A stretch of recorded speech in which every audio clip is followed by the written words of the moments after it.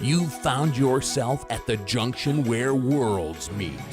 Politics. Civility? How about honesty in this country, folks? Entertainment. I don't like entertainment. And a whole bunch of other stuff. It's about having a healthy body image. You have a very unhealthy body. You should have a horrible body image. Not a big home improvement market in Detroit. We are definitely going to get letters. You're listening to Talk Radio's Strangest Animal. You're a strange animal, that's what I know. You're getting louder with Crowder. But you're a strange animal, I got to follow. Oh, I'm in the spiritus. Glad to be with you. That's the sound of the weekend. I am your host, Stephen Crowder, louderwithcrowder.com for all of the references and sources. Producing with me in video studio, as always, is my producer, Jared, who is not gay. Follow him on Twitter at NotGayJared. I fulfilled my legal obligations. Draw your own conclusions. We good? Back to you, Stephen. We are good. Boy, what a week. We have some great guests this evening. We will have... I forget his last name always because he's like a stage name. It's true. The Advise Show. Advise very popular. Show, Black Lives Phil Matter. Advise. Cultural, sort of black rights advocate, we can say, of the Advise Show. So we'll have him on for hopefully some productive civil debate. Hopefully. Then we have Larry Elder on the other side of that coin. Still mad about the mustache that it's gone. Then we'll have Lauren Southern on to talk about her recent tussle with Sky News and some social justice. Feminism and boobs. And then Mrs. Crowder will be on to school us a little bit on economics. A lot of people don't know she's an international sales manager at a big furniture company. And so some of these economic proposals from the current presidential nominees could affect a lot of businesses. And smart gal.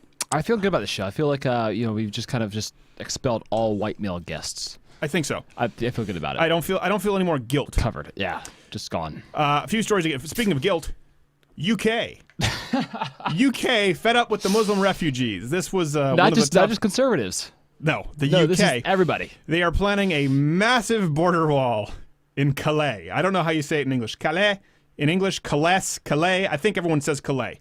They're building, let me read this article for you. You can read it up at the website. The UK is going to build a 13-foot wall in Calais to block refugees from crossing the channel.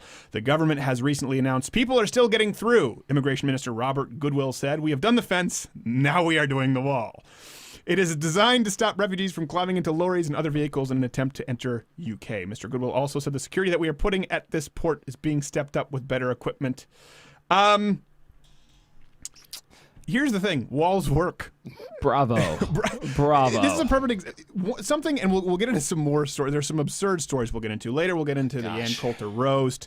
We'll talk about the Amy Schumer, Lena Dunham outrage. We'll talk about Bill Nye. But this is a perfect example of the left just says things sometimes, or anyone really who's trying to censor debate. They just say something is absurd and don't follow up on it, but they don't really live their life that way. Do you think a wall's going to work? These people said you think a wall's going to work. Apparently they're confident enough to spend $17 million on it because the fence didn't work. So when push comes to shove, we've talked about this. You very rarely get ideological leftists in foxholes, or when it comes down to it, okay, you need to provide for your family. All of a sudden you're a conservative. You need to really crack down because you have terrorists coming through the border. All of a sudden you're okay. You're on board with the wall. Once you get through trying to piecemeal political arguments and accuse your opposition of being racist, it's like, all right, the campaign's over. Damn it, we really need to build that wall. Yeah, he was kind of right about that. And they just scare you. Well, building a wall will isolate us from the world. Remember Brexit. With Brexit, the economy's going to tank. No, we just found out this week. We wrote about it on the website. Manufacturing soared. The pound came back. It's all cyclical. It went away. Just don't believe the doomsday theorists on either the left or the right. We'll keep you abreast with this. But I just thought that was a perfect way to start the show. Fantastic. By the way, did you know that there is, in some circles of our fans, there's a drinking game now going on for every time we say we talked about this, because we've talked about a lot of stuff. There's a drinking game? Yeah, it's a drinking game. So there's more so we've written about it on the website. Written about it, yeah. But anyways, people are already feeling it, I'm sure. Well, okay. I'm glad we have several we need to lead off the show with. This is just the gift. I'll watch it later, just to partake myself. Well, I don't expect you to show to work on time. Kim Jong-un, the gift that we have to rattle these off because there's so much. Kim Jong-un, the gift that just keeps giving. Just banned sarcasm. in North Korea, fearing people will only agree with him ironically. Oh, that beautiful little bastard. It doesn't get much funny. Here's what I love about the Kim Jong-un laws, right? Whenever there's a new law, you know there's a story behind it. And there's a story behind it where someone was just unbelievably unnecessarily tortured before his body was tossed in a river. And he just went full gangsta. He just went full gangster with it. You do realize this podcast is going to be censored by YouTube now. Yes. They're scanning for that. You're going to have to go back through with the red button. Worth it. So Kim Jong-un, look at that head. Come on, man. I know you're not supposed to do ad hominem, but that guy doesn't deserve to run a country. When the Muppet parody from Team America, I know it was his dad, but they look the same. You saying all Asians look alike? No, I'm saying crazy fat Asians who are also North Korean dictators tend to look alike. Gosh. You know there's a story behind it. And this is the danger in electing people with unhealthy egos, right? So let's just take the extreme and scale it back. Kim Jong-un is someone who's never had his ass kicked. He's somebody who's never been in a fight, who's someone who's been surrounded by yes men, who's been raised with a silver spoon. So it's completely unfettered, unbalanced power. So scale it back with people who could run for office in the United States. If you see those traits, it should be concerning. There's a story just sitting around, we have the most powerful military power in the world. Absolutely. Absolutely. Obviously. What was that? Obviously. I say of course. Of course. I'm going to try to do the accent. It's just embarrassing. I don't like your tone. Next thing you know, a few testicles lopped off later and some hydroshock therapy attached to his nipples. Kim Jong-un all of a sudden decides to approach the legislature, and we're going to ban sarcasm. It's unproductive to a dictatorship. They lie about so much. He's an adorable little trick with a capital P. I'm sorry, I know it's not the most timely story for the United States, but I just couldn't stop laughing when I read this. I thought this has got to be an Onion title. Kind of like when ISIS banned burqas, I thought this story's too good to be true. It is too good to be true. Yep. By the way, that really bothers me when conservative sites just run with something and it's not true, and they keep running with it as though it's true because they get a ton of clicks. ISIS didn't ban burqas. It would have been a great story. We were like, this would be great. If it's a true story, let's run it on the site. Let's talk about it on air, and we found out it's not true. The logic of it is not that far fetched. No, it's not that far fetched. Anyway, so speaking of logic far-fetched, so we'll talk about this with Lauren Southern. Damn it, they're going to drink. We'll talk about that's we'll future talk about tense. it. Yep. Lauren Southern later. There was a hashtag at the beginning of this week, hashtag if men had periods. And it was if men had periods, pads would be free. It would be, what is it? These would be a human, tampons would be a human right. Dispersed and dispensed at every...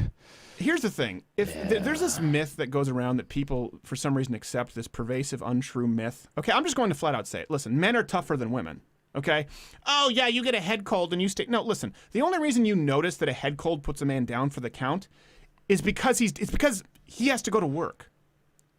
So you see him being less productive, and it strikes you. It strikes a chord. I'm not saying all men work and all women don't, but there are far more households where men go to work, they have incredibly strenuous jobs, and they have a cold, and so they stay home for a day. Whereas often, not always, that woman is home every day. Every day is a down for the count head cold. Am I saying it's not important to be a mom? No. I'm saying it is easier to watch the kids and sit them in front of Sesame Street, now on HBO, instead of roofing.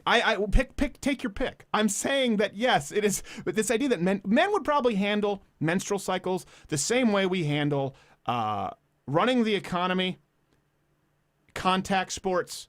I mean, I don't know where this starts. Women have a higher threshold to pay. I've never bought it. I've never bought it. I want to say contact sports. Some people tweeted me about soccer. I didn't say a European hobby with men who wear buns in their hair. I mean, actual contact sports. Men go their whole life getting hurt. Women choose to evade that. There's nothing wrong with it. You're probably smarter than us. Anyway, so if men had periods, the whole hashtag was how whiny and weak men are, which is it just gets to the point where it's so annoying. Listen, I love how women are different. I love the beauty and all the splendor that is woman. It's fantastic. I love that you're more gentle. I love that you're more beautiful. I love that you smell better than we do.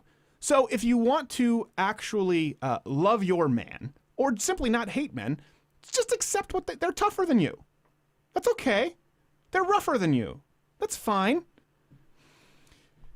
But that's not the real story. The real story is people got mad that it was transphobic. So that's that's the real. People started tweeting and talking about this in media everywhere. Of course, HuffPo, Salon. Oh, so we're just going to ignore trans men? People actually said men can get periods too. This goes back to building the wall. If someone just says that something is so this is ridiculous. This is, of course, this is ridiculous. It's absurd, right? Right? If someone says that in lieu of an argument, listen, we make jokes. Ad hominem's fine. Silly little jokes are fine. In addendum to an actual argument. Sure. If someone tries to dismiss it as building a wall is absurd, well, why? If you have to ask why, I'm not even going to answer it. Oh, Crowder thinks Hitler was a socialist. Socialist is in the Nazi Party name. The burden's on you to. Oh, if you think that, I'm not going to debate you. Gel helmet Pugsley Adams. Men get periods too. If you don't understand that. No, it's not true. Not a single man in the history of the world has ever gotten a menstrual cycle. It's never happened. I've known some really pissy dudes, though. It's true. Well, the hormonal cycles happen, but then the argument is, well, male to female to male transgenders. Well, they're not a man then because they still have a vagina. Yes. So again, they're not even consistent in their own gender lines. Well, you're calling that person a man? Well, then you're still acknowledging the female to male. So this person really isn't a man if they have a menstrual cycle. It's a topsy-turvy world. It's hard to keep track of it. But this is where, if they try and tell you that basic science and basic logic, a wall will work. Men can't have periods. If they try to tell you that's so absurd, it's not even worth debating, or like climate change, guess what? It's worth debating. There's nothing to see here. There's always something to see there. We'll be right back.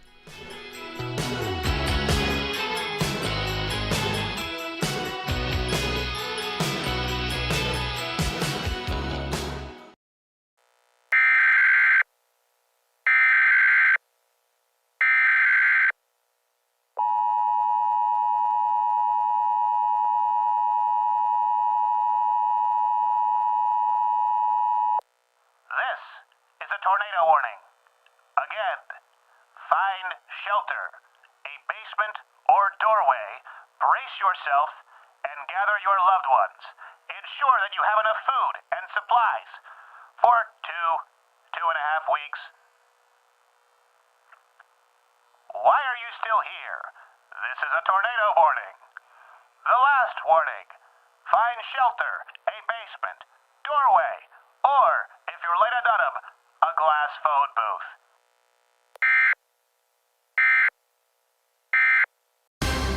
Hey, Jared, what are you doing? Shooting bad guys. With what? By AR-15. Where'd you get it? AR-15.com. Enunciate it more clearly so our audience can hear. AR-15.com. That's better. They sell guns now? Yeah, they do. Are they any good? They're the best. Where from? AR-15.com. Kapoo. Kapoosh. They really make that sound? Didn't have the budget for sound effects. Kapoo. Kapow. Oh, there's another one. Kapow.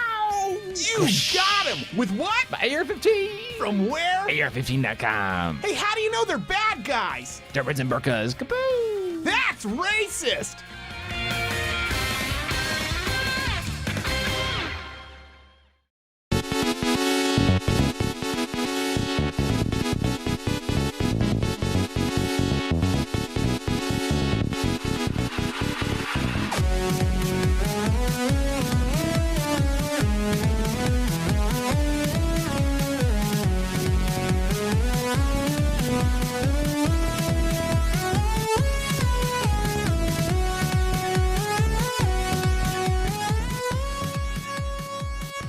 Glad to be back. Guile Street Fighter theme from Psychotic Giraffe. Love that track. I loved the old rock'em sock'em boppers. What a dance. horrible character in the game, though. He is definitive. It's so unfortunate that the army, the American Army man, is the worst fighter in Street Fighter. To go back 2 seconds, front for the sonic boom. Just take right. It's just down, middle, forward, up. Down, forward. You have to do the little diagonal. I know I'm going to get letters. Punch. Way more effective. You know that was the Japanese who tried to stick it to the Americans by making the American players not very good. So, something else that happened this week. Today, Gary Johnson. Lovely. Our favorite resident gay, Dave Rubin, didn't endorse, said he liked Gary Johnson.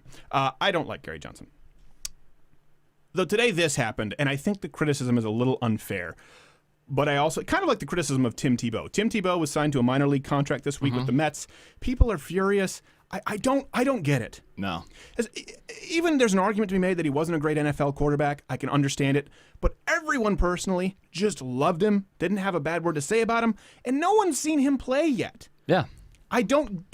Tweet me at Scrudder. I don't get the Tim Tebow hatred. And I don't know a whole lot about baseball. Meaning nothing. I'm straight. So I don't know a lot about baseball. I haven't been following Tim Tebow, but people are furious with him. So anyways, this happened also today with Gary Johnson, where he was asked on Morning Joe about Aleppo. And we have the clip? Yep. Let's run this clip. What would you do if you were elected about Aleppo? About Aleppo. And what is Aleppo? You're kidding. No. Aleppo is in Syria. It's the epicenter of the refugee crisis. Okay, got it. Okay. Well, with regard to Syria. I love that word. The way he said "got it" is like, please stop. Please stop carrying You on this like conversation. someone tranquilized Mr. Rogers and then just like gave him a quiz. And made him gay. So I've maintained that Gary Johnson is one of the, like, at some point he's going to come out of the closet. People are like, okay, yeah. Yeah. All right, this is a little unfair. Let's be honest. How many people who saw this turning, knew what Aleppo was? I knew that Aleppo was in Syria. That's about it. I'm not going to. If someone would have asked me Aleppo, I said, "What you mean? What am I going to do about Syria?" I wouldn't have known the intricacies of what's happening in Aleppo, sort of this centralized hub, this important part of the Syrian combat battlefront. I wouldn't. Okay, so I think that's a little unfair, and I guarantee you many people wouldn't know. Mm-hmm. That being said, we expect more from our elected officials, right? So I'm saying most people out there wouldn't know, and they like to get on their high horse. They always love to see someone fall, but we should expect more from our elected officials, right? You want them to know. Yeah. You don't expect. You would hope so. You would hope so. And this goes to show us that's not really the case. And this is something that I do think is interesting and important. Having worked, Fox News, BBC, Sky News, CNN, Sunday, you name the network, I've done it at some point, and I was under exclusive contract with Fox for 4.5 years. I will tell you this, without naming names. I have had to educate top five hosts in the country, let's put it that way, to an alarming amount. When I was 21 years old, I remember one conversation I went on. We were talking about it was fracking. It was after the BP oil spill, and I was talking about green cars. And I was talking about, for example, listen, we have these oil spills that happen in tankers across the ocean every year. They are very severe. You're talking about volatile waters. It's much safer to drill here. Fracking is much safer. It's not perfect, but the alternative is getting this oil from countries that have no EPA, that have no respect for environmental policies, and putting them on tankers that go across the ocean. You have these disasters all the time. And I remember these people off air saying, those are really good points. I never even thought of that. And these are people who go out with holding the mantle of conservatism. Same thing, I remember I made a point about hybrid cars, 2 giant non-recyclable batteries. You've heard me make this point that they have to mine for nickel and all of the raw materials, and often this happens in places where they shove little Chen in a mine, in a mineral mine, and maybe he comes out. If not, good thing there's Chen another number kid. 2. There's Chen number 2.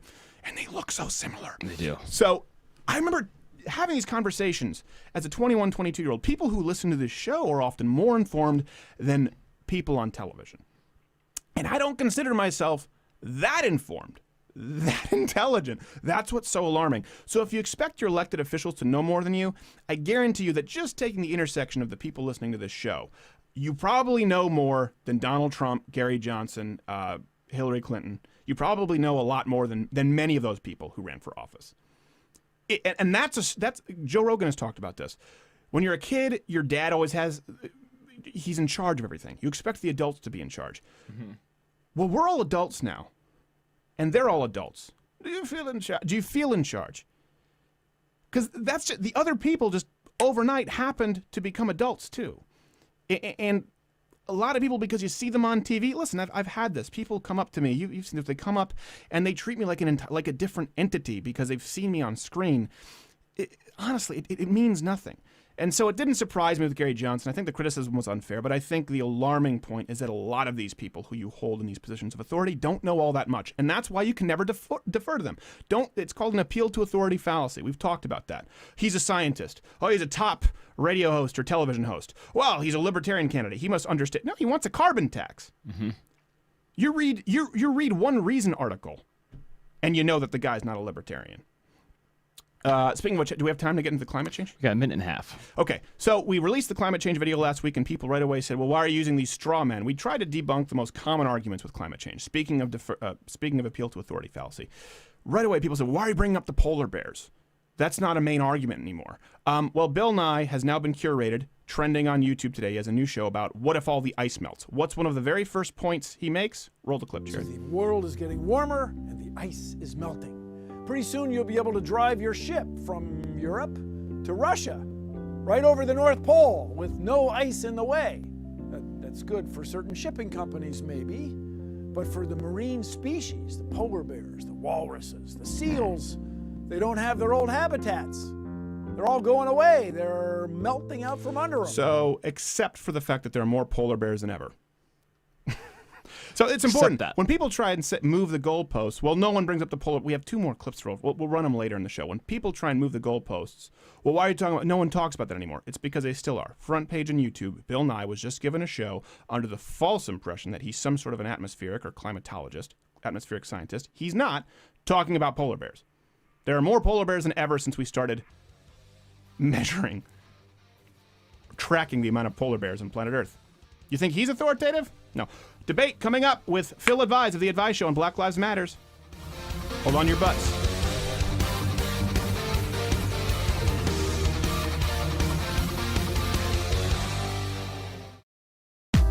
And now, Tim Tebow in a diner eats cake. Thank you very much. Oh my God, is that Tim Tebow? Yeah, I think it is. Look at the way he's eating that cake. I know, right? What an arrogant piece of shit. I hate him. Yeah, look at his fork handling. It's unbelievable. Oh, it's just something about him. Hey guys, did you see over there? That's Tim Tebow. Yeah, we were just talking about it. He's eating cake. I know. I mean, don't you just hate him? It's like, what's wrong with you, you piece of shit? You couldn't order pie? Yes, cake is just a vehicle for frosting. Exactly. What a piece of human shit. I know. There's like nobody worse. I swear, man, he's like Mussolini. Yeah, I agree. Times 10. Yep. If he were raped by Hitler. I'd go further. Like I can't wait till the day they discover that he's just a big fake. Oh yeah, like a big fake. You know he has skeletons in his closet. Yeah, like he just killed a baby. Yeah, for no reason. Not at all. God, just Tim Tebow's such a piece of shit. Such a piece of shit. I know, a piece of shit. Oh, Timmy, what will you get into next? This has been Tim Tebow in a diner eating cake.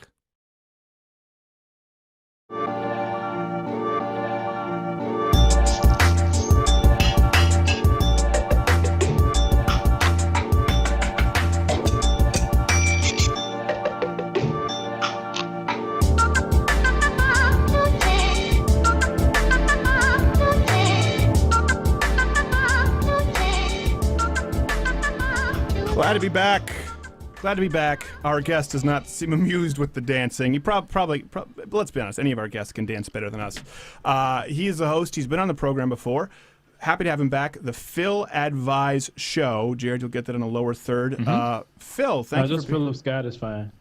Okay, well, sorry. Well, that's it. What's the best place for people to find you? The actual web address for people listening terrestrially who don't see it written. Yes, you can find me on YouTube very easily. Just type in The Advice Show TV, and we'll pop up. We're there. There you go. One of the most popular channels on YouTube.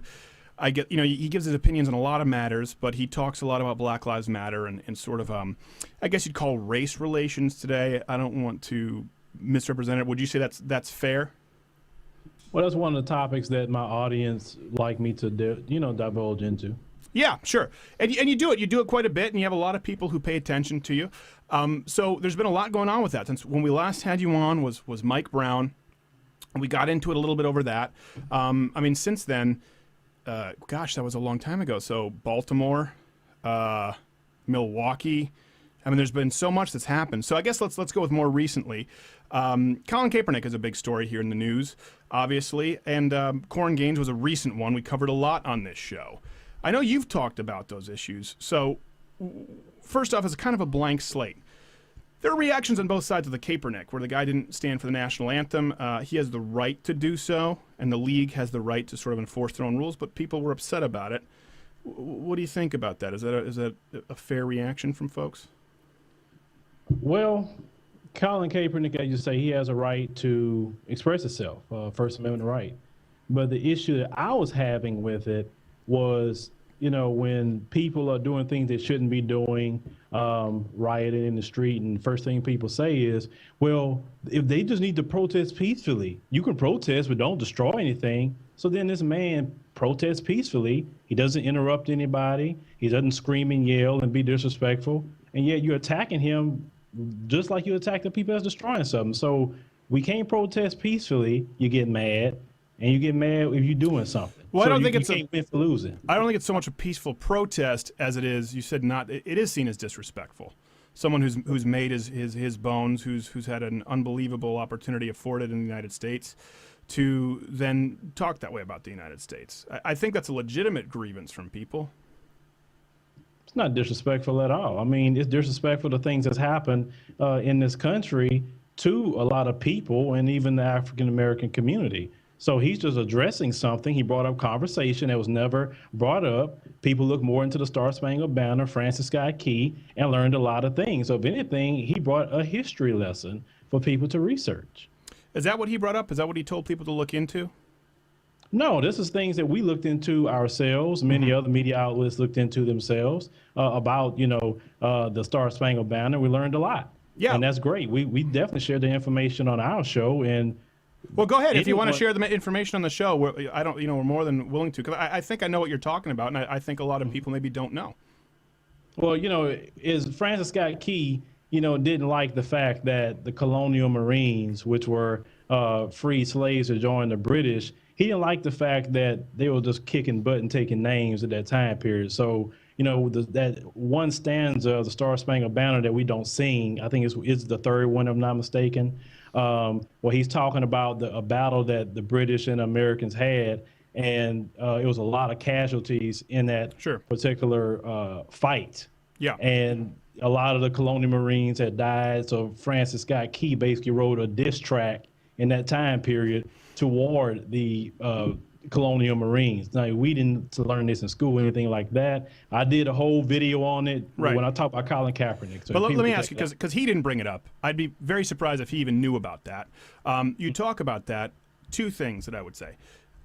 It doesn't necessarily have to be seen. It's not about racial issue. It's about people who they saw as traitors, right? Fighting for the British. So there's that undertone there, which I think is important. And I also think it's important, why was that not included? And how long after that did the Star Spangled Banner become our national anthem?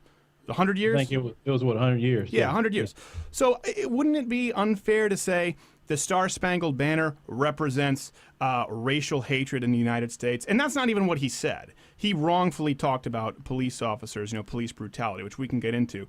But you did that. I think that's giving him too much credit. He didn't bring that up, and so I think again we go back. I brought that up to my audience after doing some research. Colin Kaepernick didn't mention that at all, but no. I mean, it's good that he brought it up. What's the big deal with it? And we try to do a lot of research at times to learn things that happens in this country. So our school system fails to teach everybody, what they should learn. So I guess my sort of line of thinking, correct me if what you're arguing here is, because of that verse, 100 years, which was more about traitors fighting for the Brits, and 100 years before it became our national anthem, because that, and was never included in the actual national anthem, because of that, it's okay for Colin Kaepernick to not stand for the flag, and people shouldn't be upset by it. Well, his First Amendment right, it has nothing to do with the history lesson. His First Amendment right says it's okay for him to do that. Well, not necessarily, because, or sports organizations can make him do it if they want to. Well, it's not a rule in the NFL that he has to. No, it's not. It is in the NBA, though. Yeah, and if somebody takes that position, then, like he said, he knew what he was getting into when he did that. So isn't it their First Amendment right to be upset by it and say, this guy's an ass and also a mediocre quarterback? We're not going to support him? You could be upset. You don't have to like it. You can disagree. And that I don't have an issue with that. But when you're calling the man N-words and saying his neck should get no one here said that, and that's irrelevant. I didn't say you. I didn't say Steven Crowder said it. Well, you said on your show people. I don't think the legitimate grievance with people in Kaepernick was the fact that he was black. I think their problem was that he disrespected Well, the the anthem. things that we kept seeing in, the way people responding, not Steven Crowder or his show, responding on social media about it, they didn't like the fact that it was bringing up, race into it. Well, so you bring race into it, hey, that's just a response that most of us in the black community Well, are going to he take. brought race into it, and that brings me to a Well, macro yeah, point. because it is some things with race that definitely go along with that. That's So the let's truth. let's get to that. Black Lives Matter, obviously. I mean, we talked about this. So at this point, right, we've got to admit this has been a corrosive movement after the Dallas shooting, Baltimore, Milwaukee. You see what's happening in Chicago. Do we get to a point here where we say, man, there could have been something here. There could have been an opportunity for dialogue, but Black Lives Matter needs to go. This needs to be done in a different way. This isn't working. Would that be fair to say now? It amazed me how you conflicted Black Lives Matter with Michael Johnson to Chicago. It's like that's not even flowed together. Riots in Baltimore, riots in Milwaukee with Black Lives Matter protesters. Obviously, we can even get. I mean, we can get into more. We can get into Freddie Gray. We can get into the Dallas shooting. An atmosphere that's created. I mean, listen. Let's talk about what we've said. You've compared police officers to gang members. You said they're killers. Some of these will just kill you at moment look at you and not care about it. So that kind of rhetoric, and you're not alone in that. That is coming from Black Lives Matter. This is mainstream, and it's coming from white people as well. Okay, it's coming from white leftists. Fine, Black Lives Matter allies. Why they have Either to be way, leftist? Why they have to be leftist? Oh, come on. Come on. Black Lives Matter is a leftist movement. There's no one in there. No, Stephen, no conservative person would say, sometimes I see cops killing people and it's not right. And even they tell me. But that's not what Black Lives Matter is about. Nothing when they kill white people. We do all the time. It happens all the time. It happens more often than with black people. Let me make the point again. At this point, Black Lives Matter. Let's take out leftism. You don't think it's a leftist movement? Fine. I'll give you that. But you yourself, and like you said, some white people in the movement have compared cops to gang members, said that they are killers, basically implied, as you did just now, that they're out a shooting spree, open season on young black men just because. When that rhetoric has been incessant and nonstop and you see people reacting violently, racial division is worse now than it's ever been in my lifetime. Can we say that's a missed opportunity and there's a better way to do it now, moving forward? Better way to address the issues? A better way for people to even have a dialogue. We need to abandon completely the Black Lives Matter. What issues? Let's get into that. What issues? Falsifying this idea of police brutality against young black men? That's not true. That's false? Yeah. Is that so we're making it up? Yes. Well, why we keep seeing the hundreds and hundreds of stories and video? Like, I wouldn't even have. Well, name me what. Let's use it. Okay, well, like what? Mike Brown. Hands weren't up. Let's go to Brown is not even involved. Okay, let's go to recently the story. It always falls away. The LAPD cases, shooting. Corrin Gaines. Almost always they're in the wrong. Many cases that we reported on, and people can go check on it with the police. And I'm not the only one, and black people aren't the only ones. There's a lot of people in general that don't have a lot of trust for them. And the problem is with the police department, it's not the whole entity of the police. It's the fact is you have that blue wall of silence that cannot speak up on the corrupt guy who's doing stuff. The also problem is the police unions who protect the corrupt guy. Because anytime you have a police officer that speak up, a few things do not happen. You don't have the vast people in America coming to support the police officer. I've done a few stories on police officers, and they wasn't black, they were white, and they were speaking up and trying to do the right thing, and they always get railroaded. Their lives get threatened. All kind of things happen to them. But sure, no one's so much. What was that? That's the problem. Hold on. What was that you just said?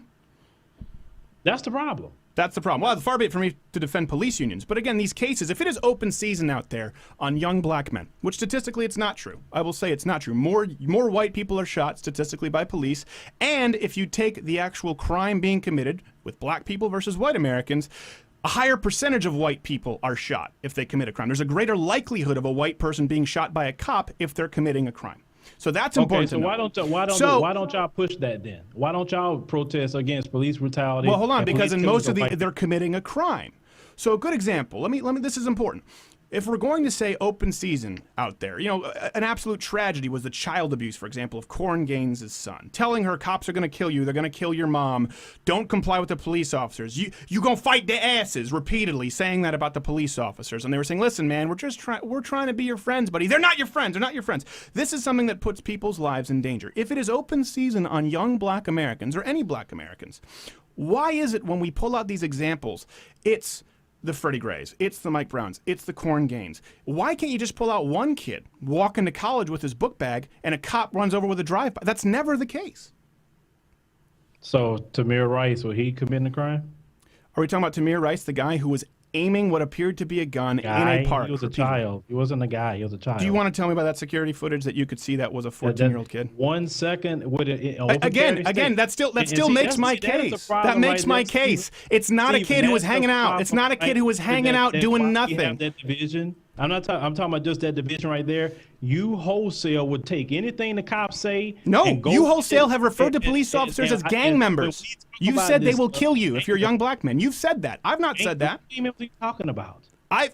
Do we need to bring up clips? You said when talking about police officers to treat them like gang members when they pull you over. And you said that they are killers. They are race soldiers. That's why I've posted videos with a person that's a lawyer on our program to how to conduct yourself at a police stop, because yes, they will kill you. That is the truth. No, it's not. That's not the truth. Fighting and shooting. That's not the truth. Point guns at cops, and then they just kindly arrest them. That is not true. What you've just said is not true. I posted the videos. That's the thing. Video? That's not true. Police officers will not kill you, and police officers don't let white criminals with guns go. Not treat black people the way they treated white people, and we all know this. No, we don't all know this. And if you had some statistics to reflect that, maybe it would make the case. But saying cops will kill you, and the problem is you have an audience, and kids believe that. Statistics and numbers. And kids believe that, and that's not true. It's easy to sit down and say, let me look at a number and see if that's true. I can care less about people's numbers. I'm looking at the lives that's being lost. I'm looking at the pain. I'm looking at people who are being harassed, people who aren't having the good things happen to them. That's what I'm looking at when you go. We have to go to break. We'll bring you right back, and then you can take the conversation, take the lead. Phil advise, do subscribe to his show. Please, I recommend it. Stay tuned.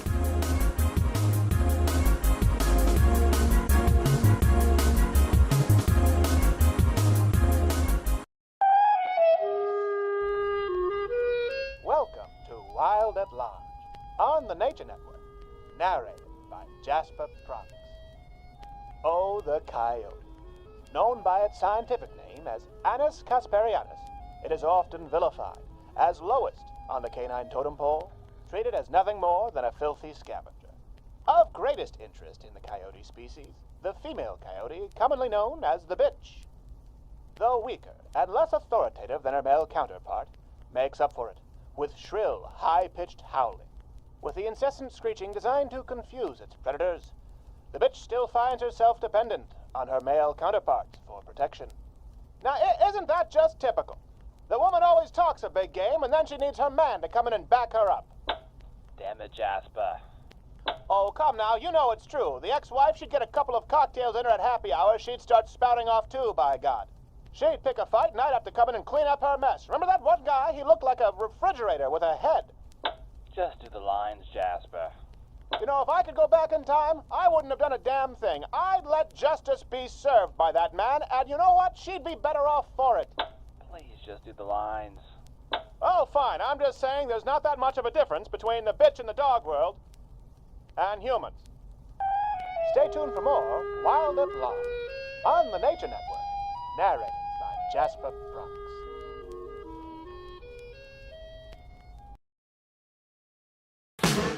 You're a strange animal, that's what I know. But you're a strange animal, I got to follow. Glad to be back. Phil is with us. Phil Advise Show. Subscribe to it on YouTube. We disagree on many issues, but I appreciate him showing up to have a discussion. A lot of people don't do that, and that's a problem right now. Okay, we're getting off in the weeds here, and you said we don't want to talk about statistics or numbers. I do. That's important to me. So let's get very close and personal, okay? You spent a lot of time on this. We spent a lot of time on this. Corn Gaines is a good example. Top trend everywhere. People talking about police brutality. Is this an example where we can find some common ground and say, okay, unbelievably profane, unbelievably aggressive, broke many laws, aimed a loaded shotgun at a police officer after a 5-hour standoff where they were likely responding for a child abuse call? All right, that's one that maybe was a bad example to use. We'll give you that one. Serving a warrant at the home. They were serving warrants for her failing to show up to court. Right, and there was a man there as well who fled. Yes. But based on that traffic stop, I can't imagine any self-respecting police officer who wouldn't have concern for that child. So I'm sure that was a big part of it. And you can hear that in the dialogue in the pullover stop. They are much more concerned for her child's safety than she is. Is that fair? Well, on that one, I don't agree with the way she acted. I mean, I said that. I don't really agree. I wouldn't do that. If a cop pulled me over, I wouldn't act that way. Sure. Not at all. And I wouldn't tell my child certain things, but as like, I have a child that's older. I have to, school him on the world that we living in. On a situation with her being inside the home and them coming in, the mom was out there. I saw that on the news as well, and she said they wanted to go in before she can talk to her. I just thought that the family could have maybe talked to her and maybe get her to come out. That's the thing. We just wanted but they her weren't. to have a peaceful end. Right. Not if she gonna go to jail, she gonna go to jail. I mean, that is what it is. But it's just a peaceful end that we're talking about that should have happened with that situation. But can we say, all right, this was a lie? We were sold a lie. This was an aggressive woman, multiple crimes, refused to comply, child abuser, used the child, was not looking out for the child's safety. Police officers were being incredibly nice and compliant. Because, again, it's important. You can't only remember ones that you think are right. This was the top trend everywhere, just like Mike Brown, which we talked about, and that was entirely wrong. It was nothing but fabrication and lies. Can we agree on that and say, all right, let's agree on this and take that and say, that wasn't honest. We need to move forward and be honest.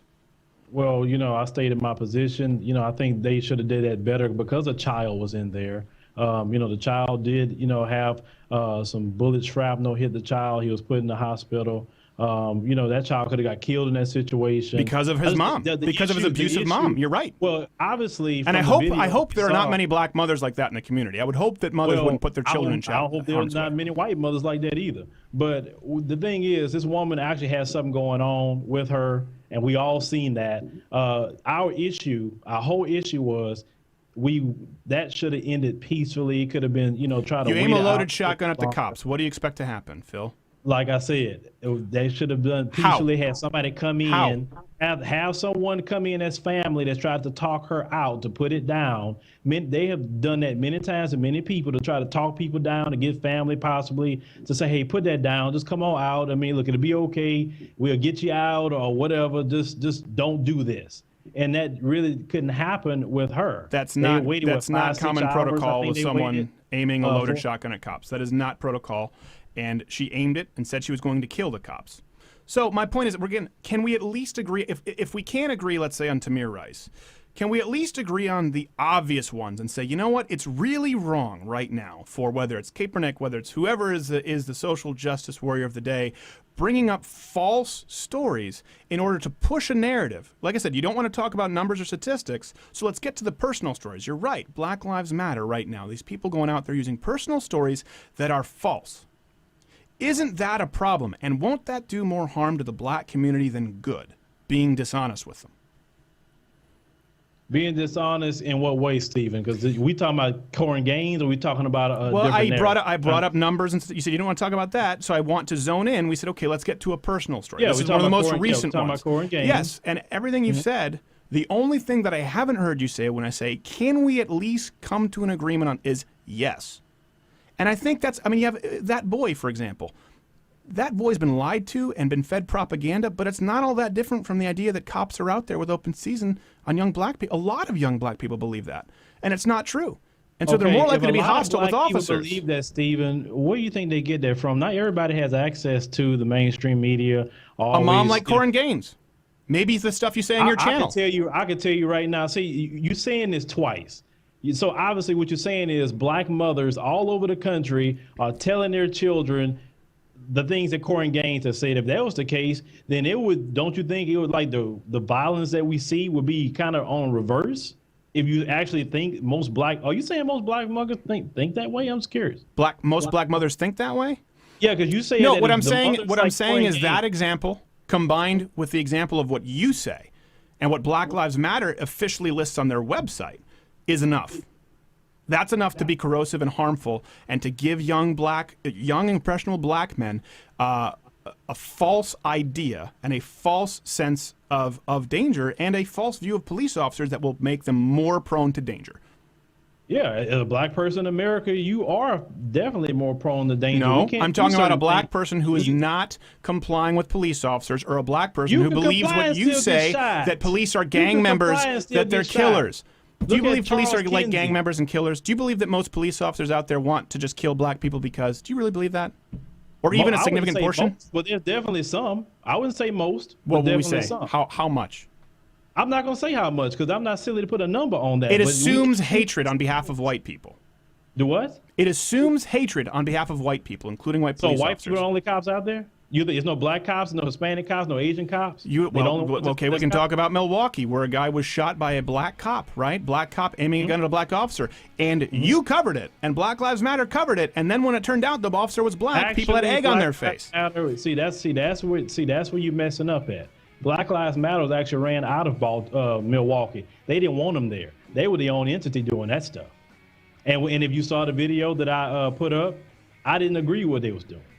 With Black Lives Matter? Hold on. Let's go to break. Phil advised. We'll go to a web extended here. Stay tuned. A gentleman, and we appreciate him coming on, even if we disagree.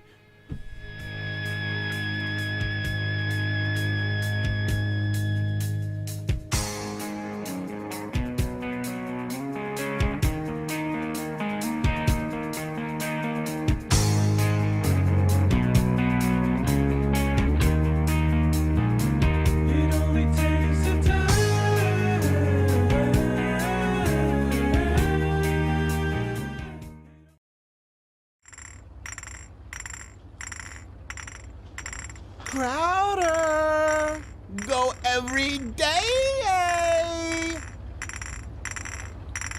Crowder, go every day. Louder with Crowder, go every day. Louder with Crowder, go every day. Never daily. So stop asking on Twitter at @SCrowder and at NotGayJared.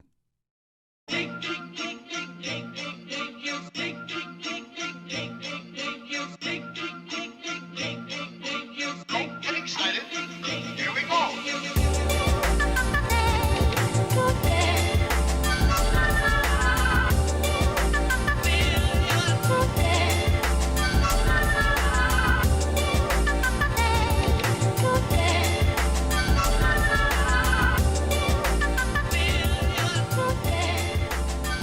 No fish hooking, not gay, Jared.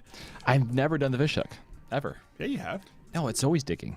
You always get that wrong. I'm digging. I'm scooping dirt because it's dig. This is not digging. That looks like fishing. And I'm dumping it on you. Nobody interpreted it that way. You're the only one who did Zero it. people. Second hour, producing in the main video studio as always. It's not gay, Jared. Blah blah blah blah blah. You know the rest. That was Phil Advise. Phil, the Advise Show. Phil. I can't remember his last name because I watched the show. Phil Advise. The moniker on the show. Mm-hmm. That's his name. We will have Larry Elder coming up in 2 segments. 2 segments. Okay, that's right. I just wanted to make sure we have the timing right, and then the Lauren Southern. So first off, should we continue with the clips? We can. We have 2 more. Okay, so we're going to continue with the clips on Bill Nye. We're getting some live tweets saying, well, he technically is a scientist. No, he's an engineer, and he's not an atmospheric scientist. And I didn't say he's not a scientist. I said he's not an atmospheric scientist. He's not a climatologist. Like I've said before, you don't have your rectal surgeon perform brain surgery. Unless you're Bill Nye. Let's go to the second clip that we missed. Again, this is just to recap, and then we'll move on. If all this ice melts, the ocean's going to have more water in it. So the sea levels, as measured from the coasts, is going to go up.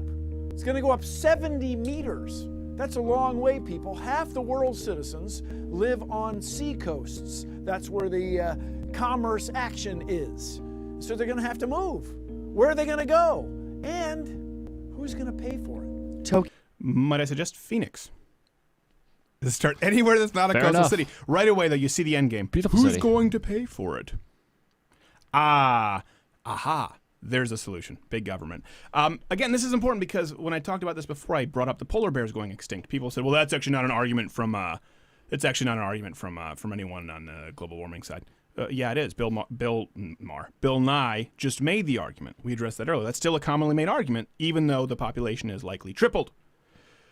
All of these predictions, they're saying, what if all the ice melted? We've talked about this. We talked about this in the recent climate change video. And right away, what is it? You're a denier. You're a science denier. The same people who say men can have periods too are calling us science deniers. They also want to ban sarcasm. So they're calling us science deniers. All of these predictions he's making now, the what ifs, guess what? They weren't what ifs 15, 20 years ago. Watch An Inconvenient Truth. Now people say, well, that's not really respected. It was respected enough for Al Gore to get a position he never deserved at Apple. He was carrying the mantle for environmentalism, right? He was speaking at the climate summit. So was Ted Turner. I was there. They endorsed Bill Nye, I believe, has too. I know Ted Turner has, though, China's one-child policy to curb overpopulation, which is not a problem. It's not a problem right now in the modern world. Overpopulation is not a problem. Anyone who tells you that, they don't know what they're talking. It's not a problem. You don't have to take my word for it. Take a look. It's in a book. Reading Rainbow. You'll take the word from 6-year-old kids. LeVar Burton. You don't have to take my word for it. Here's a 6-year-old who can't spell. Oh, thank you, LeVar. Yeah, I like the book. I like that. Like, why does he defer to them? It's that and the 97%. Either way, you're getting some crummy info. Either way. So right here, what if? Well, all of these predictions were made and they weren't what ifs. These cities were going to be flooded. They were no longer going to exist. Okay? It's not true. None of them have been true. Would have been better off if they had flooded. Yes. So it's important to note because now they're going to push the predictions back. The single biggest important, point in unraveling the climate change religion, which is what it is now, is a timeline. Just keep a timeline. Do this drill at home. Create a timeline and just put okay, 1970, this was Inconvenient Truth. This was predicted. Florida was going to be gone. Whatever the predictions are, I don't have them in front of me. So that is what he says. Let's go to the final clip at this video featured on YouTube. This is their endgame. You can help spread awareness by sharing the video and signing our petition to put pressure on the government to prevent seismic blasting in the Arctic, which would have detrimental, long-lasting effects on the wildlife and the Inuit people living in northern Canada. Check out the links in the description. Here's the thing, though. The people living in northern Canada want it. They want the jobs. This is what Ann McElhenney and Phil Meckler. You have a bunch of rich, white, privileged, clearly gay, by the voice of that narrator, social justice warriors who decide that they want to ban new, modern, cleaner, more effective energy technologies because all of a sudden they've had a cause because they took an environmental studies course in college. Guess what? The people want the jobs. It's cleaner than relying on oil from foreign sources, and the government can't fix it. So that's important to note. All of the issues that we addressed in the climate change video, people saying you're creating straw men, those are literally the arguments they just used in this video, which was featured on YouTube. Something else about climate change. This was a big story this week from Black Lives Matter. Climate change is racist! Roll the clip. The UK is the biggest per capita contributor to global temperature change and the least vulnerable. According to the UNHCR, by 2050, there will be 200 million climate refugees. 7 out of 10 of the countries most affected by climate change are in sub-Saharan Africa. Climate crisis is a racist crisis. The average salary of a London City airport passenger is £92,000 a year. You can watch it at louderwithcrowder.com. It gets worse. It gets worse. Oh, sorry. Should I not have cut it off? No, it's good. Thought But it just... Yeah. I thought that's the one, Mark. That's the silver donut. When he said climate crisis is a racist crisis. Yeah, they say it about 6 more times. It's always weird for black Brits. It is kind of funny. You ever hear when a black Brit tries to do the American thug accent, like from Memphis? It's a weird crossbreed. We used to have it in Canada. It's so fake. The whole culture is fake. Shame on... God. Apparently the weather has a racial bias now. I get what they're trying to say, but here's the deal. You're killing people in Africa. You're killing people in Mexico. You're killing these people through just like we just talked about. Let's stop the mining. Let's stop the drilling. Guess what? That makes energy more affordable. Guess where unaffordable energy is catastrophic? In third world countries. They work for months to be able to afford a gallon of gasoline. To try and get out of their neighborhood. Unfortunately, Coney comes in and siphons it off. I don't know if you saw, but CNN wrote up about I think it was the author of a book who now says math is racist too. Yeah, math is racist. CNN. Yeah. Everything is racist. Everything's racist. But it is dumbfounding. Directly what we've talked about. The policies from neo-environmentalists, the religious neo-environmentalist cult, like cutting down on mining, like stopping fracking, basically anything that restricts our access to the current energy sources on which we are dependent. Okay? That's the umbrella. Their policies kill people, poor people. Climate change does not. Listen, do you really think that 200 million Africans are going to die because the temperature is going up less than 1 degree? That's what it is. Every century, 1.6, either 1.6 or 1.7 degrees goes up. They live in Africa. They know it's hot in sub-Saharan Africa. What's going to kill them more? 1 degree warmer? Or no food? Or no ability to create wells if the machinery requires gasoline? Because I can't. I'm going to so vote D, silly. Yeah. ISIS. Yes, ISIS. Because remember, ISIS, the problem is they don't have jobs, and that's because of climate change. Also because of climate change. Oh, it is just their god, climate change. How much time do we have? We have 3.5 minutes. I could go on this for an entire segment, but I think we need to get to this one, right? Yeah, we should. Lena Dunham. Listen, by the way, This is people go, why gold. do you talk about Lena Dunham and Amy Schumer so much? Because they inject themselves. Well, they shape-shift themselves as the amoebas they are into the box that is current politics. They are talentless shrews who are hell-bent on their own self-importance. I don't think that about Amy Schumer. I think Amy Schumer is Okay, Lynn very Dunham. fun. Yeah, put an asterisk next to Amy Schumer. Call it what you want, but 90% of what she does now with activism, it's just not even showcasing. Yeah, no, Lena Dunham is a human being with no redeemable qualities. This is fact. She creates a crisis of faith in people like me. I sit, and when I pray, I go, is anyone there? Because Lena Dunham. I mean, I know there's some big plan I'm not getting yet, but how does this one fit in? I don't even go looking for stories. They just flood everything I do now. So Lena Dunham, you can bring up the clips here. Lena Dunham with Odell Beckham Jr. She was at a Met Gala. There she is in her little tuxedo. Diane Keaton wore it better. She looks like the Penguin. Where she was talking about trying to grind on Odell Beckham Jr. So she released this story. She was talking with Amy Schumer about how he was uninterested in her. He was looking at me like, is that a marshmallow? That's a child? That's a dog. He clearly didn't want, he was like, do I want to F it? It's wearing a tuxedo. I'm going back to my cell phone. It's like we were forced together. And he was literally scrolling Instagram rather than having to look at a woman in a bow tie. I believe the word you're looking for is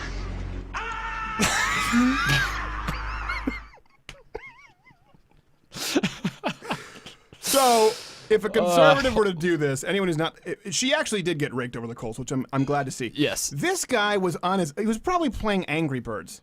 Yeah, okay? no doubt. He didn't even notice her, and she was just immediately copy-pasting. Now it's considered sexist if you don't want to rape someone who's heinous. Yes.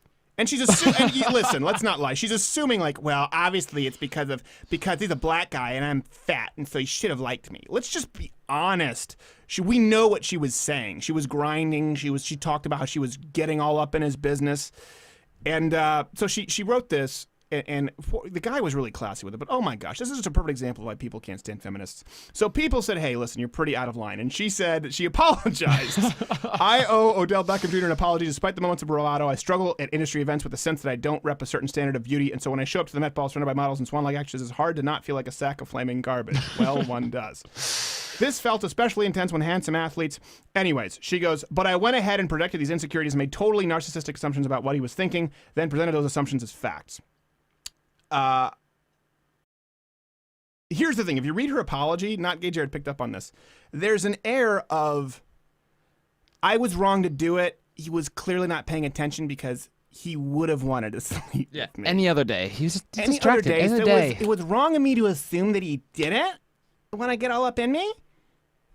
Because he clearly, like, it still is just, her apology of being a racist narcissist was still unbelievably narcissistic.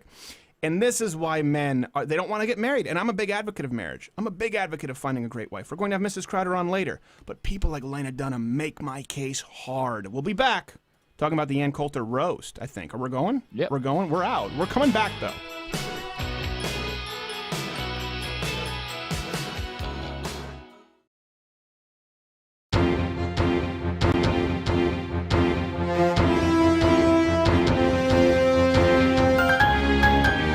Welcome to Cool News. News with a super cool approach. I am your host, Phil Cool. This week, Black Lives Matter released a statement claiming that climate change was a result of systemic racism. Hey, P-Ray. Man, I done told you, man, I don't want no articles coming to me from the Onion, man. Give me some real copy. It's real copy. Damn it. Hey, P-Ray. I ain't fool, man. What I have on there, I'm gonna let you embarrass my ass. Give me some real damn copy. Ain't nobody gonna believe if climate change. Give me some real copy. No. Hey, P-Ray. I ain't gonna tell you again, man. Tell me again. Hey, P-Ray.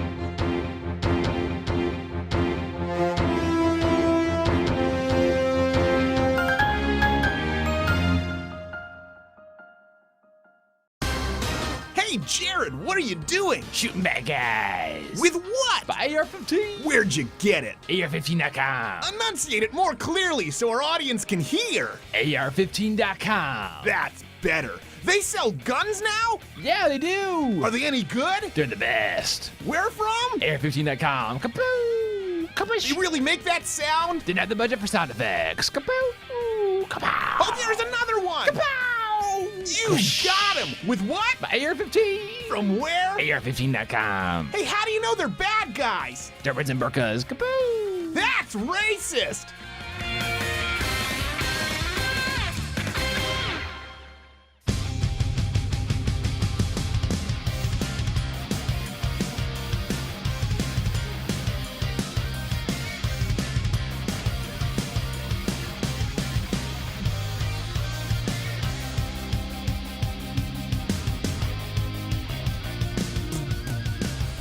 Just doing the neck dance like a bird, where you can move that like bird and then the head doesn't move, the neck stays. I don't know the name of that bird. Those are cool, though. You know what I'm talking about? Yeah, don't you get them at Cracker Barrel and stuff?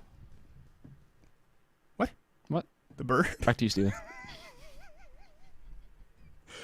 Okay, listen, we have to talk about this. It was all over the news. The Ann Coulter, the Rob Lowe roast on Comedy Central. These always happen. I try to stay away from issues that revolve around comedy because people get so easily offended. Listen, obviously I wasn't offended. I do find it hilarious that if you comment on Hillary Clinton coughing up a lung, you're sexist, according to Sarah Silverman, who's taken part in all of these roasts. Calling Ann Coulter the C word, we're fine with it. Yeah. Now, I'm saying I'm not saying you can't say it. I'm just absolutely dumbfounded by the hypocrisy today on the left. We called Hillary Clinton a bitch, and people were saying, I can't, this is way too far. I was saying, listen, if you can't use the word bitch, if you can't say bitchy was invented for Hillary Clinton, you can't use the word. You can tweet me at Crowder if you think that's. I stand by it. We did that. We did that over a year and a half ago. Here you go. And talked about people got furious, but the things I said about Ann Coulter were terrible. I don't think she did particularly well. I don't think she bombed as hard as people have said. So we wanted to roll some clips here. We wanted to let you know, for those who didn't actually tune in. I know a lot of you don't tune into Comedy Central. Many of you don't have cable anymore. We get comments all the time where people say, you'll talk about issues, but you didn't show us a clip because you didn't have the time, but we need it. We don't have cable. We don't watch these things. You're our only source of information. Crowder, help us. To you, I say, you're being entitled. Yes. It's not my job to help you. Preach. Work 2 hours overtime, you can afford your damn cable bill. I don't have cable either. But Jared informed me during the break that we can't do this because last time we tried to do one of these clips, Viacom really kind of screwed us. Basically blocked the whole podcast. So I just... Amy Schumer. With Amy Schumer. So as a responsible producer, I just thought maybe we should avoid using the clip as not to deprive our special audience. How are we going to show them what the roast was? Well, we got a special treat here tonight, Stephen. We've got a reenactment that we can do. Is that a stencil? Why is this going on your face? This is... Okay, for people listening terrestrially, Jared is wearing a cardboard cutout that looks kind of like the Comedy Central roast set. We're doing the best we can, Steve. Okay. So... All right. I know what happened. I can inform the audience, but... Oh, okay, so we're going action figures. Which... This is Ann Coulter. This is the best we could do. We try to cover... Is that Ric Flair? Is that Diamond Dallas Page? No one knows. I don't watch this. Oh, we couldn't even spring for real wrestling figures. These are just... No, these... That's not nice. I don't know, but this is the best we can do. Okay, so that's Blonde. That's Ann Coulter. Do we have Rob Lowe there? We do. We got Rob Lowe here. Is that John Cena? Where did you go? These are... Where did you buy these? This is from Meyer, Stephen. This is the best we can do. So wrestling figures. Just try to go with it. So Jared will be reenacting this Comedy Central roast. I apologize. I am so sorry. Again, we can't roll the Viacom clips because it's not fair use, right? I don't know how the Young Turks gets away with it with every single show. They may be hunting us down for this. They might. Okay, so the roast came out. The roast happened. Everyone just taking digs at Ann Coulter. What's the name of that guy? The guy from Saturday Night Live. Apparently he's biracial. Gosh, I just forgot his name. People can tweet me. The guy in the Prince coat? No, that's Jeff Ross. He's funny. Jeff Ross.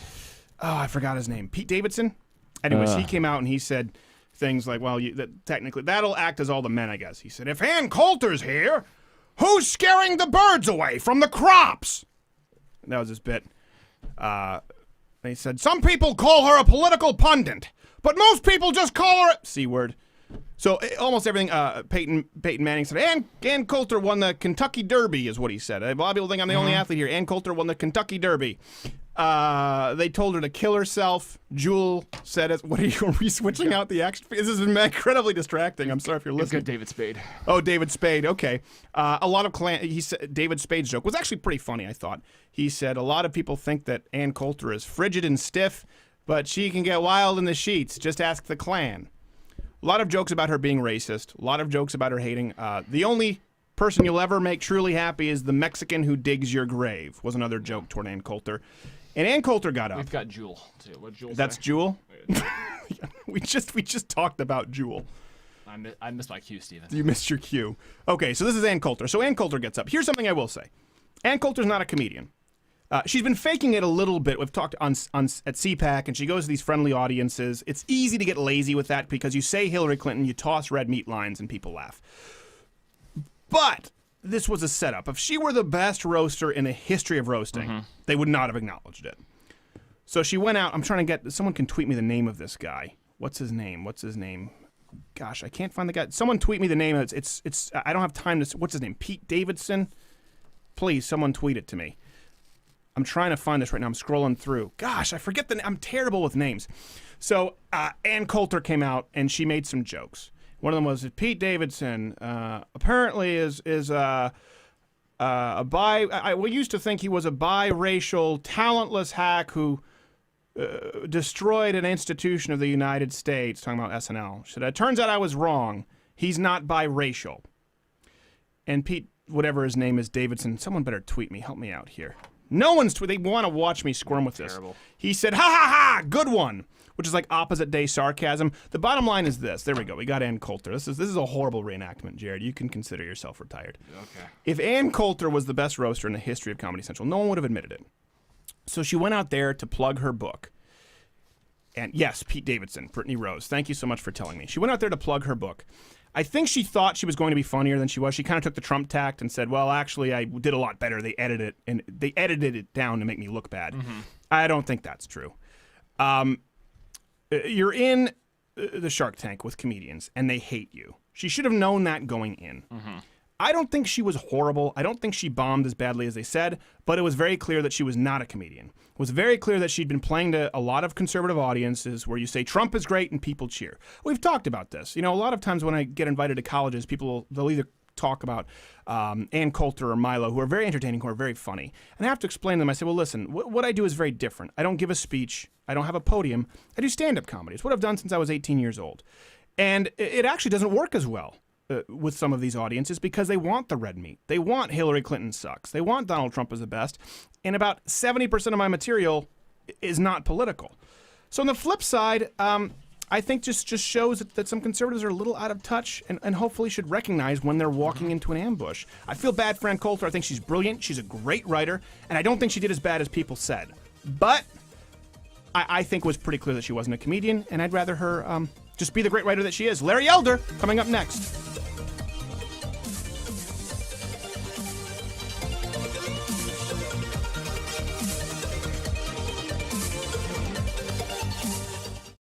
And now, Inside Thoughts at the Met Gala with Lena Dunham and Odell Beckham Jr. Oh my gosh, I'm so wasted. I shouldn't have had those 2 vodka cranberries. Wait, is that Odell Beckham Jr.? Oh my god, he's so cute. I bet I can get his attention. Oh, look at that. Yeah, you like that? Oh, maybe he doesn't like that. Okay, how about this? Twerking? Let me pull my tux pants right up in there. Yeah, twerking. Okay. You like that? Huh? What? What's his problem? Oh, I know what it is. It's probably sexist. Probably doesn't want me because he thinks I'm what, not traditionally beautiful? I know he's thinking, oh, who's that marshmallow puff girl? He should like me. I'm big, and he's black. I'm right up his alley, and he knows it. What sexist piece of garbage? I can't believe I have to write about this at Gawker. Seriously, what's that cis scum thinking? Got it. Hey, who's that dude with the bowl cut? Why is he twerking?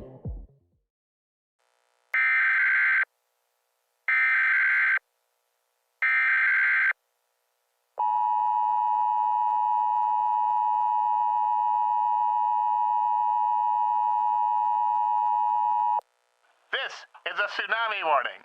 If you are on the Pacific coast, you're probably underwater. Just kidding. You're going to die soon.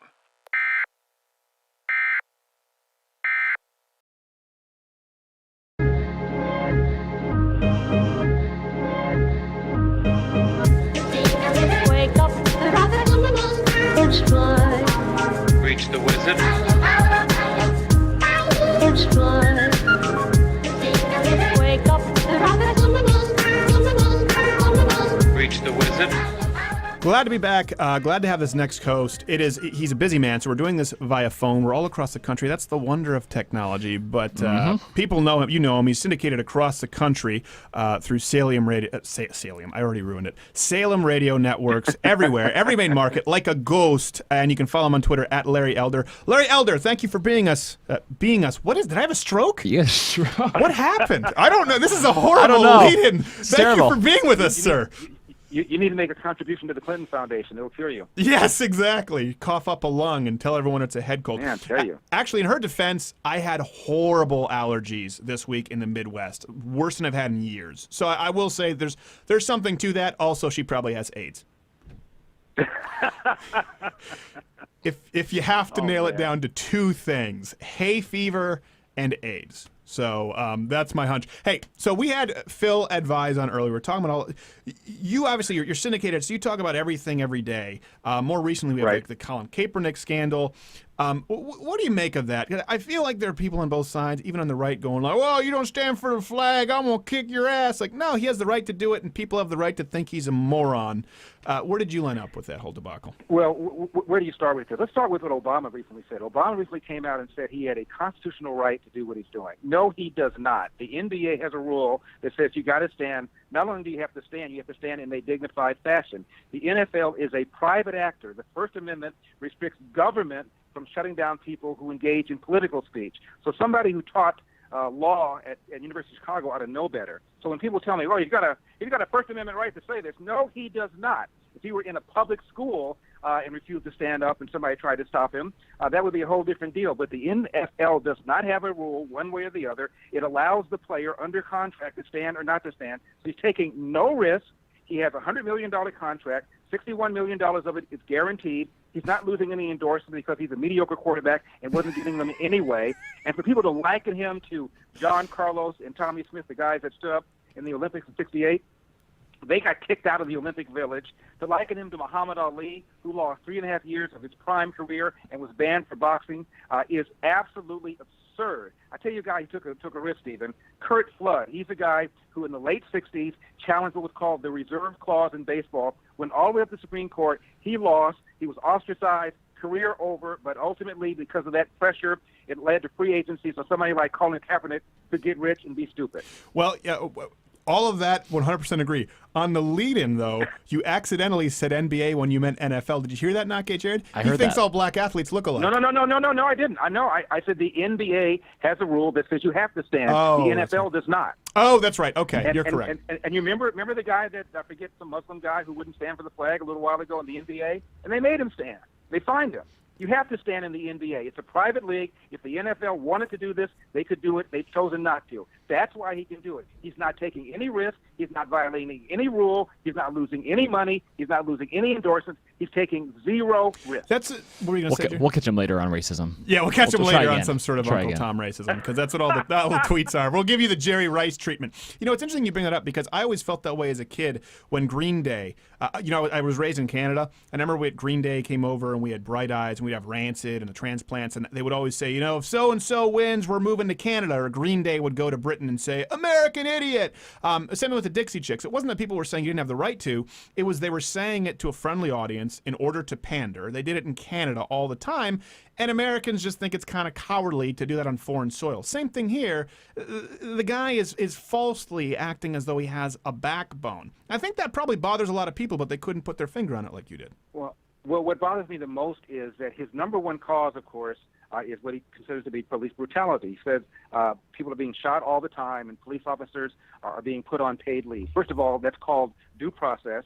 More than that, black people are not being shot by the police. In the last 45 years, Stephen, according to the CDC, not according to me, not according to Fox News, not according to Breitbart, according to the Center for Disease Control, police shootings against blacks are down 75%, while police shootings against whites have flatlined. In fact, twice as many white people are killed every year compared to blacks. It is true that a quarter of the people that are killed by the police are black people, but it's also true that black people, especially young black people, commit crime, violent crime, far more often than white people do. In fact, according to one guy, his name is John Light, he's got a website called the Crime Research Prevention Center. Right. Black teenagers kill people 9 times more often than white teenagers do, and therefore are victimized far more times as well. That's why the cops are there. If he really wants to do something, have him bitch, moan, and whine about what's going on in Chicago. Right now, we're on track for 700 homicides in that city. And Chicago's a third black, a third white, and a third Hispanic. 70% of the homicides are black on black, and 75% of them are unsolved. Bitch about that. Well, to be fair, the statistics are skewed because you people are faster, so you should be able to outrun the cops more effectively. So when I see that, I go, okay, I'll give them that. Maybe that can... did you see that outrage over the Usain Bolt, Ellen DeGeneres thing?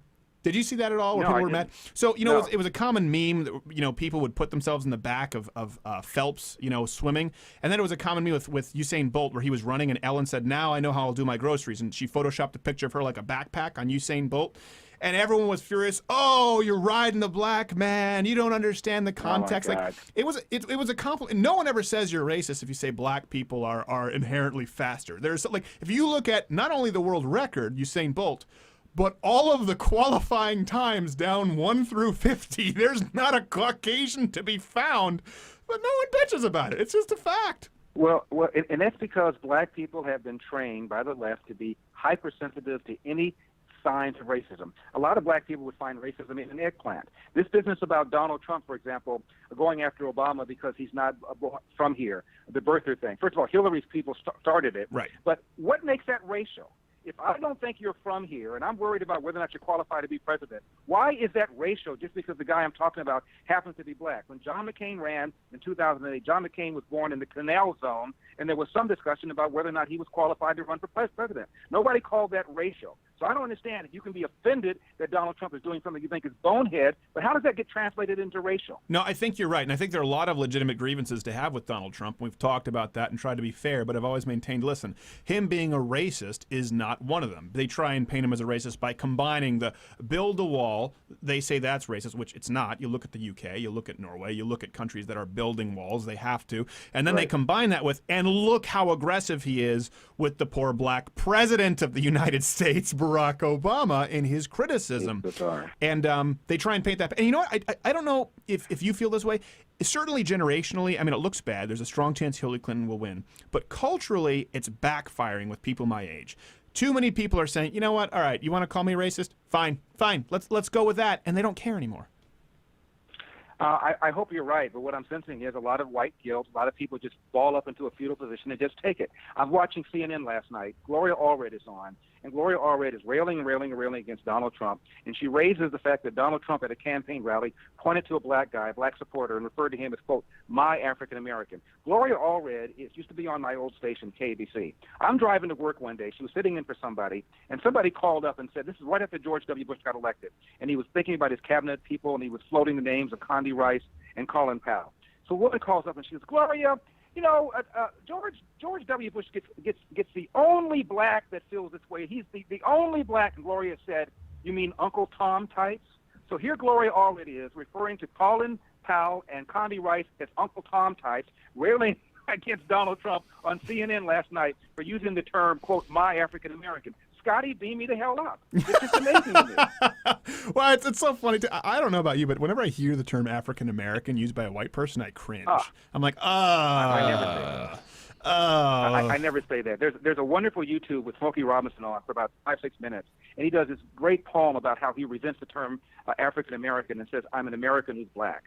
And I feel the same way. I never use that term unless I'm quoting somebody else. Well, especially when I was raised in Canada, we had friends who were from Jamaica. Many, many generations they were living in Canada. So they were like, "Well, what am I, Jamaican Canadian?" Like you have to go back centuries for any ties to Africa. So it was one of those things where we just said black in Canada. And in Canada, they're the PC police. They're the social justice left. I mean, you look at their Abercrombie model prime minister now. But even then, they're just not nearly as touchy sometimes about that. It was never a thing if you said black. It was like, oh, yeah, okay. So even among liberals sometimes, it's just, you can see when they nitpick and they try and find something to be, it's clearly a local thing in the States where the media says this is the offensive issue of the day. I mean, a good example, we were just talking with Phil Advise about Corin Gaines. I'm sure you followed that. She used her child as a meat shield and aimed a loaded shotgun at the cops. And the traffic stop came out afterward, where for 30 minutes she was telling like she didn't have registration, didn't have insurance, telling the cops that they were going to have to kill her. Like, at what point does it take these people like a Phil Advise to say, "All right, we'll give you that one. We'll give you that one. She aimed a loaded shotgun at the cops. Okay, let's move on to the next one." No, double down. No, double down. It's incredibly frustrating. In the case of almost all of these killings of black people, these high-profile killings of black people in recent years, almost every single one involved somebody who was resisting arrest. Had he or she not resisted arrest, they would have been alive. Whatever happened to comply, you won't die. Michael Brown is charging this officer, and both the grand jury and the DOJ exonerate the officer, and still people are out in the streets saying, "Hands up, don't shoot." Facts don't matter. In fact, facts are racist. Well, let me ask you this real quick on a personal note. You always talk very fondly of your father, and I do as well of my father, who did teach me, listen, this is, if you get pulled over for a speeding ticket, we had that conversation. Did your dad teach you that, saying, "Hey, listen, this is how you interact with a police officer"? Because my parents did. Everybody's parents teach them that, and that's one of the things that's bizarre when Hillary says, I talk to black supporters, and they tell me that the parents always had the talk. You didn't tell Chelsea the same thing? Come on. My dad said, when you get pulled over, say yes, sir, no, sir. Keep your hands on 10 o'clock, 2 o'clock. Make sure your paperwork is in order. Make sure your license is up to date. Your proof of insurance is up to date. And if something goes wrong, get the badge number and deal with it later. Everybody's parents tell them like that. Otherwise, you have irresponsible parents. Well, do you think, since you see in almost all of these cases, like a Corin Gaines, do you think it's just not being taught anymore? Do you think it's generational? I think they're not listening, Stephen. Here's the problem. The reason we have so much crime in the black community, the reason schools have gone down, the reason you have people that are not competitive in today's economic world is because of the lack of fathers in the home. And the reason the fathers aren't there is because of the welfare state. Between 1890 and 1940, according to the census reports, a black couple was slightly more likely than a white couple to get married, which means a black kid was slightly more likely to be born to a nuclear intact family than a white kid. Obama said this. I didn't. A kid raised without a dad is 5 times more likely to be poor and commit crime, 9 times more likely to drop out of school, 20 times more likely to go to jail. In 1965, 25% of black kids were born outside of wedlock. Now it's over 73%. Why? Because the welfare state has encouraged women to marry the government and allowed men to abandon their financial and moral responsibility. It is far and away the biggest problem facing the country, domestic problem facing the country, and everything else we talk about, crime and bad schools and not being ready to compete in the world, has to do with that. Everything. Well, it's a good point, and it's one of those we've written about it extensively at louderwithcrowder.com. The single greatest economic indicator you have of all of those things is there a father in the home, or mommy and daddy still married? That's the biggest indicator we have. So we can talk about Bernie Sanders and free school, and we can talk about free healthcare, and we can talk about transferring to green energy. If all of those things combined, multiplied by 10, still wouldn't equal making sure that we have fathers in the home and mom and dad stay married, but they don't talk about it. I agree. I've been doing this radio 25 years, and in 25 years, I've tried to get Jesse Jackson to come on my show over 50 times. Won't come on. Sharpton, same thing. Farrakhan, same thing. One so-called black leader I was able to get on was Kwesi Nkrumah when he was head of the NAACP. My first question was as follows: Mr. Nkrumah, as between the presence of white racism or the absence of black fathers, which poses a bigger threat to the black community? And without missing a beat, he said the absence of black fathers. What else is there to say? Well, there you go. Perfect note to leave it on because we must go. Larry Elder, he is syndicated. Check your local listings at Larry Elder on Twitter. Thank you so much, good sir. We will have you back. Grow the mustache again. We need it. We need it. My pleasure.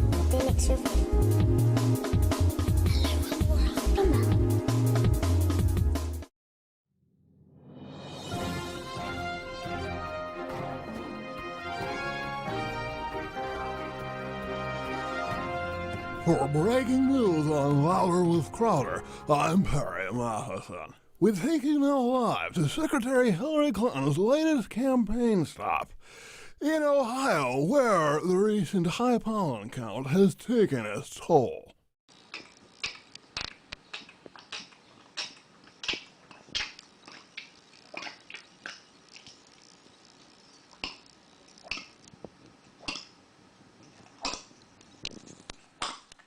While seasonal allergies can be brutal, we'll keep you abreast as this story unfolds. For Louder with Crowder, I'm Perry Matheson.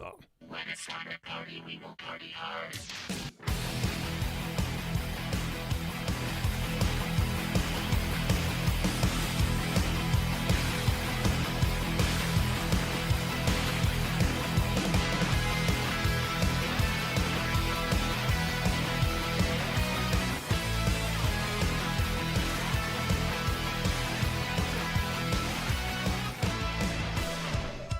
Glad to be back. Always glad to have this next guest with us. You can follow her on the Twitter at Lauren_Southern. Watch her at rebel.media. We have her with us, the always fetching Lauren Southern. Thank you for being with us. Thank you for having me. Look at the new hairdo. You look like something out of Game of Thrones there with the waviness. I guess, sure. Is that what you said? Cersei, I've always had a huge respect for Cersei Lannister, so. Which one's that? Did she die yet? The crazy one who blew everything up. Oh, okay. Yeah. I was thinking Khaleesi, but I think she's substantially shorter and heavier than you these days. But that's all the rage. We have a few things to talk about, Lauren. We put up a live poll here before you came up. Who wore it better? And I have this up on my screen. We put you next to Lena Dunham for an unbiased, unfiltered approach. Mm-hmm. And Absolutely. within only a couple minutes, 49% said Lauren, 6% said Dunham, 45% said kill me now, please. That's got to feel good. Oh, man, I didn't even break 50. Well, Well, we did our best. You know what? For a second there, I thought you were going to say Lena won it. No. I was about to, change my whole look up there. You're far too modest, Lauren. It's tough to compete with Kill Me Now, Please. It's such a visceral reaction with Lena Dunham. Oh, so speaking about that, let's do this first. Were you kicked off of Sky News recently? We were going to have you on to talk about Amy Schumer and this stuff. Were you actually kicked off of Sky News? Am I hearing that incorrectly? I've been banned permanently. Really? From Kay Burley's show, at least. And she did cut me off and say, we're not having this terrible rhetoric on my show. And on her Twitter, she said I was a vile racist. And yeah, that was good. Apparently, you shouldn't make jokes about putting on bronzer and getting a dinghy raft to migrate to Sicily, but... I don't even see how that's remotely offensive, okay, Nope. Jared? I think it might have been the maracas joke, which, as you know, with Cultural Appropriation Week, we did Might that have been here. the maracas. Yes. Anyway, it's so funny because I got contacted. Oh, the press all over in the UK started contacting me and calling me and emailing me. Oh, do you apologize? Are you sorry? Are you sorry? And I'm like, what is there to be sorry about? What am I supposed to apologize for? It's just amazing the press's reaction versus the people's reaction, because every single tweet, every single comment on the Mirror article, people can go read it themselves, were saying, I don't agree with Kay Burley on this, yet Right. There's been such a disconnect from what people say at their dinner tables and in average conversations every day to the discussions that happen on mainstream media and what's allowed to be said there. And they're not asking the questions, saying the same things, or considering the same things that the everyday person does. Oh, for crying out loud, too. The joke about Maracas. You know who perpetuates Mexican stereotypes more than anyone? Mexicans who sell to tourists. All it is sombreros and maracas and hot sauce. That's all it is. Hot sauce. Yes. The guy right across the street from me, there's a Fat Bastard Burrito. Love it. Great place. Not paid. But the guy who made it, the social justice warriors had a campaign saying this is so offensive. You're portraying this man as a fat bastard cartoon Mexican, right? And this guy is from Mexico, or he's Mexican, and he's saying, he literally said, he did the whole protein world thing where he just didn't take their crap and said, it is amazing to me that people, you obviously have a whole lot of privilege in the world you live in where a cartoon character is your biggest problem. Maybe you should worry about the people of Mexico that have much bigger problems to worry about than a cartoon character of a Mexican. Yes, or a girl on Sky News making a joke about maracas. Though we do have a problem with fat bastards in this country, so it's not one to be taken lightly. I know we're not supposed to fat shame. It's funny you talk about that, the fat bastard. We were talking about this. When I said Hillary Clinton acts like a horrendous bitch, and I stand by it. Not all women. Hillary Clinton. I don't refer to women as bitches and hoes. Hillary Clinton is particularly bitchy to me. I feel she comes across that way. They go, well, that's a sexist remark. You wouldn't use that for a guy. First off, guys do get called that, but women never really get called bastards. Gary Johnson. That's almost they're exclusive insults to any demographic of people, men, women. So if you hear someone's like, oh my gosh, that woman's such a bitch, do you take that as that person meaning all women, including yourself? Well, it's, of course, got the special preference. And, of course, men have their own personal insults. Of course, bastard isn't used. Of course, you're being a dick is typically used for men. They've got tons of terms that you can call them. You're being a cuck is typically used for men more than women. And, no, of course it's not sexist because it's men. They're privileged. They live their easy lives where nothing goes wrong and they get their white privilege and male privilege cards preloaded with $1 million. It's wonderful. Women's studies class told me that, so it must be true. What is that skyline behind you there? Is that in Canada or are you in Los Angeles? I'm in Toronto right now. Oh, you're in Toronto. And I'd shut off the light, but I'm trying to figure out lighting here right now, and then you get to see like. This is your new apartment? It looks like you got a nice suite going on there. Just got a new one, but I'm probably going to have to pay like $40 just for lighting this one show because I found out in Ontario, they've made a deal with green energy where we are only allowed to buy stuff from the wind turbines. So instead of like 2 cents power from the Great Lakes, we're being charged 30 cents. So I'm checking my hydro bill and it's literally like, it's not possible. Hold on a second. You just said that this is such a Canadian thing. God bless you. When people hear hydro, in the States, they're going to think water bill. Now, is that what you thought? Hydro? I was thinking Hydra, the main nemesis of All right, Captain America, but that's a whole different problem. Seriously, when you think hydro, what do you think? Not okay, Jared. Water. Yeah, it's Hydroelectric is a company in Canada, so it's the electric bill. Sorry, I just had to make sure because I could just see the thousands of Americans confused. Yeah, I keep forgetting. It's happened on my Twitter as well. I'm like, what are they so confused about? This is such a normal thing for me here. Right. I used to do that with Americans. So I'm like, oh my gosh, I can't believe I'm paying $8. I can't believe I'm paying $1.13 for gas. They're like, oh, that's unbelievably inexpensive. But then they didn't know it was per liter, and then you add it up, it's like $8. Yeah. So sorry, I didn't mean to interrupt you, but we have to mediate this so Americans don't get all confused. Well, good. I'm glad you have a nice apartment there. We can't get the video clips going. Next because segment. It's a short segment. Yeah. Okay. Well, we'll get the video clips going for Lauren coming up next. And I wanted to ask you, too, because Courtney was on, and you just talked about that with the male privilege and this sort of male shaming. She finds it increasingly hard to find men in your age demographic. So before we go, quick answer. Do you find that's true now? To find men that are eligible, are you saying? To find, men that are just men in general? Yes. Men that identify as men? I mean, that's hard as well. No. All right. We'll get into it.